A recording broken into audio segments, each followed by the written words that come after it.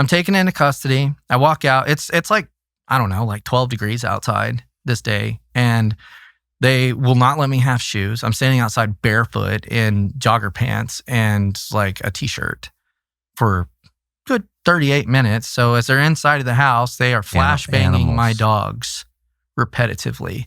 A 6-pound Papillon, not even at that time, he's like 3 pounds, and a 70-pound chocolate lab, who's my bird dog, who now has PTSD and he's damaged. He can't hunt anymore. He's completely retired. Do any of these guys go to prison? No. Every one of them should go to prison for doing this. I believe that there are people that infiltrated this from Washington, D.C., like Michael D. Brown, the lead over my case. I believe that he should be behind bars, no questions asked.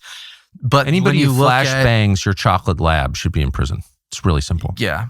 Well, and not just that, but they need to pay for like the damages that it's caused, just like to our family. And I'll get into that some later very briefly, but it's not just that. It's the way that they perpetrated this whole thing. Like they broke every door in my house, unlocked doors, the bathroom door broken, bedroom door broken, smashed open for no reason. They stole things from my coin collection. I'm still missing Roman coins. All of my gold coins are gone. These are federal agents stealing from it. Like there's money, there's like a couple $100 missing from my wallet. They're federal agents doing this. How does that? I wouldn't judge. I'm not leaving the United States, period. I'm going to die here. But I wouldn't judge you if you said, I'm out. I'm going to El Salvador. I'm going to a civilized country. I'm not. Clearly you're not, and I respect that. But I also wouldn't judge you if you said, I can't live in a place like this. This is too scary. I'm not. I'm here for the long run. Good. I'm Texan by birth. We're going to fight. I promise. Good. And, so all that happens. I go to Lubbock County Jail. As I'm leaving, so they try to unlock my phone. They didn't have a warrant for my phone at first. They're trying to unlock it with my face. Michael D. Brown. There's a difference in those characters. Not much in morality causes though. But they tell me, like, do you know why we're here? And I'm like, I'm guessing this has something to do with the Capitol. I'm not saying anything else. You're not my friends. Blah blah blah. So the Lubbock police officer from LPD pulls over after I'm taken into custody, shuts off all of his cameras, body camera, video camera, everything, and says, we wanted to do this a different way.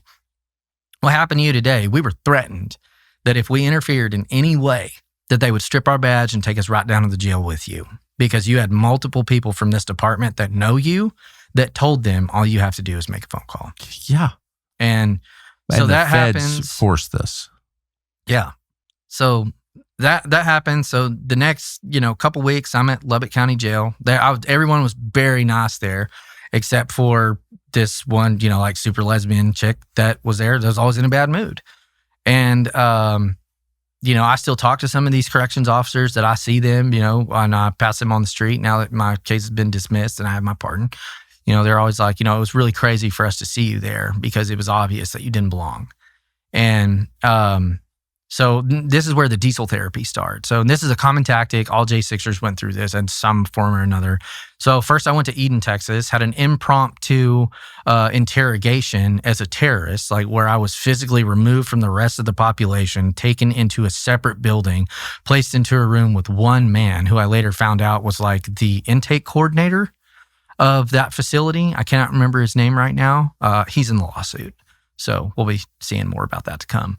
But he brings me in, does an impromptu interrogation, says that he knows that I'm a terrorist and that I'm working with other people and stuff. Who is this guy? He just works for the facility. It's a core civic facility. It's a private institution that he just felt like he was going to, be like Captain Save America or something. Obvious, super Democrat. Yeah. Private prisons. Good idea. And, yeah. Thank you, Newt Gingrich, whoever thought that up. Yeah. Good plan. Yeah. Not to mention that, like, I do believe in strong punishments for criminals. Like I'm not, I think that there's gross negligence on a lot of judges for the sentences that they put on people. But when you look at the prison system, it's a monopoly. Like it's all the same people that are making all the money, keeping Americans behind bars.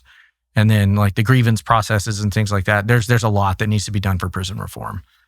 Just for conditions. And you'll see that in the next part of this segment. Like by the time that I get to Washington, D.C., I've already seen like not at Lubbock County, like nothing happened there, but at some of the other facilities, like federal, like transfer, like Core Civic, you see dudes in there that are being forced to like put lipstick on with M&Ms, like green M&Ms. They have to dunk them in water and hold somebody's pocket.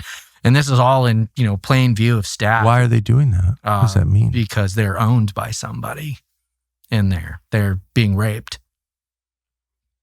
How long were you behind bars? So 84 days is about what I did for the whole thing. I'm one of the lucky J6ers for all. That doesn't seem lucky to me.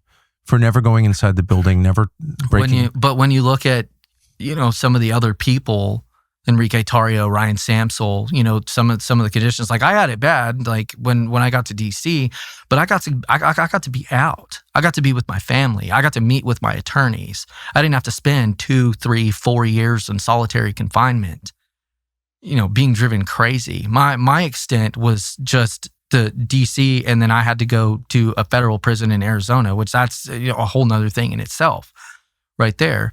My worst part of my journey was, it will always be the 2 miscarriages. But, excuse me. I'm sorry.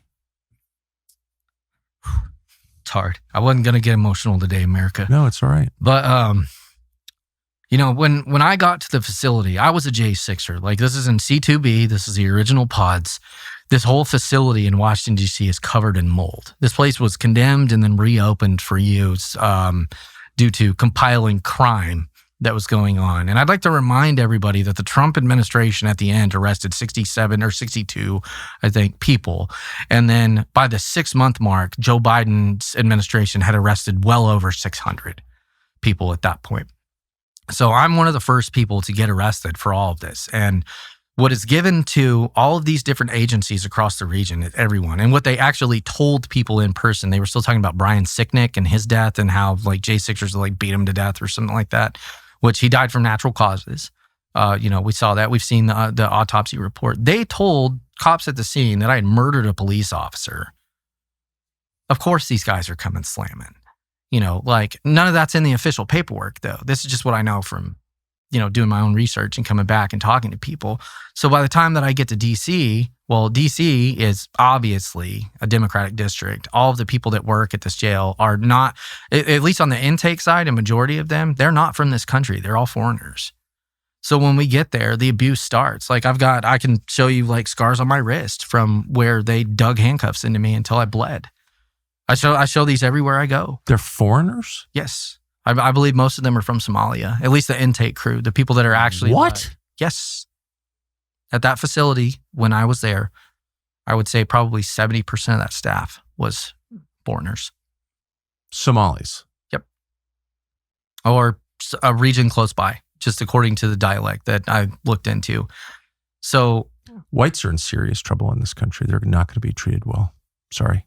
Christmas feels like just yesterday, but in fact, it's already time to think about Lent. Lent is a great chance to step back, examine our lives, and decide whether or not we're headed somewhere worth going. This Lent, we strongly recommend the world's top #1 prayer app. It's called Hallow. Its Lent prayer challenge starts February 18th. It's called Pray 40, The Return. Transformation does not start with improvement. No, transformation starts with repentance, the courage to admit that you are lost and change direction.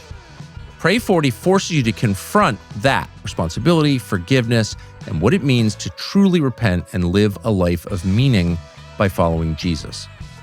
Every day, enjoy simple, deliberate prayer. No spectacle, no performance, just silence, honesty, and one small step toward renewal.